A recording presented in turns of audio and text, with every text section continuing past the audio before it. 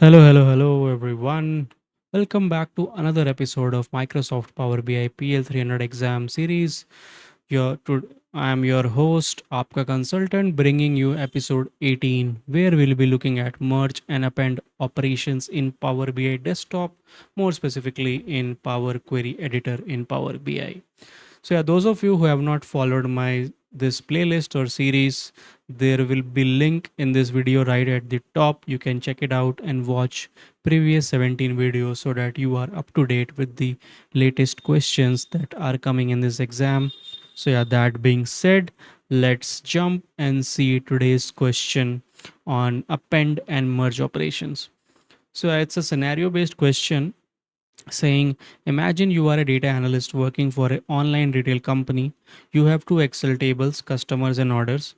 The customer tables contain information about each customer, including their customer ID, name, email address, and shipping address ID. The orders table contain details about each order, including order ID, customer ID, order date, and total amount. So challenge is, you need to create a Power Query that combines data from these two tables to provide a comprehensive view of each customer's order history. This query should have one row per customer, including their name and email address, and list of their orders with order dates and total amounts. Which Power Query operation should you use to achieve this data combination and create the desired query output? So yeah, here are your four options. I'm gonna pause the video here for 10 seconds. You can think what is the solution. So your time starts now.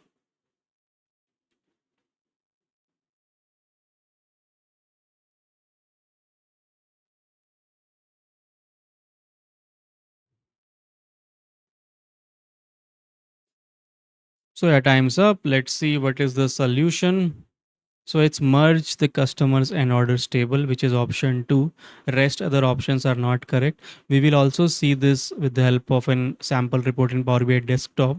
So bear with me till then and let's look at the overall explanation why option B of merging the two tables is correct. You can pause this video here. You can go through the different relationship type and this specific slide.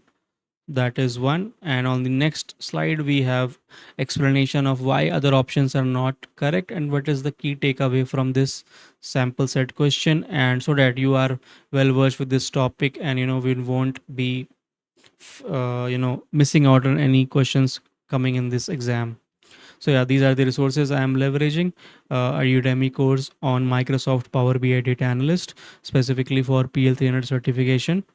So yeah, that is on the resources bit. Let's jump to Power BI desktop and look at the sample report. So I have this Power BI opened where I have already loaded customers and orders table. Let's look at the data view. So this is my customers table. Not much of a data, but it's good for this example. Customer ID, name, email, shipping address ID, and the orders table have order ID, customer ID, order date, and total amount. Let's go back to the report view and now let's see in transformation. So you open the transformation tab. So you are asked to create a single query wherein you want to see customers information based on each orders. What you need to do, you have to go to transform tab for other operations, but the merge query is available in the home tab. So in the home tab you will see the option of merge queries. Click on the down arrow and click on merge queries as new. So a window will be opened up where you want to use the common columns which are common in both the tables. So I will use customer ID on customers table. I will select the orders table and select customer ID, which is common, and at the bottom you can see it matches 5 of the 5 rows, and it will include all the 5 rows from the first table because we are using left outer join, which simply means that you are including all the rows from table 1 and which is matching to the table 2, right? So we have 1 to 5 here, 1 to 4 here, right? So 1 to 4 will be matched, fifth will be already there, but there will be no data into it. So click on OK. So it has merged the two tables where in single table we can see the information. You have a orders table here, and this is an arrow button where which you have to click on it. All the columns of the orders table are here. Just uncheck this original column as prefix and uncheck this. We want the order date and total amount. Just click OK. Voila. So now you have every information in this table. For example, let's say if you want to include shipping address ID, you can right click on it. You can remove. It is captured here. You can undo this one as well. But yeah, this is the comprehensive data, and you can use this for analysis.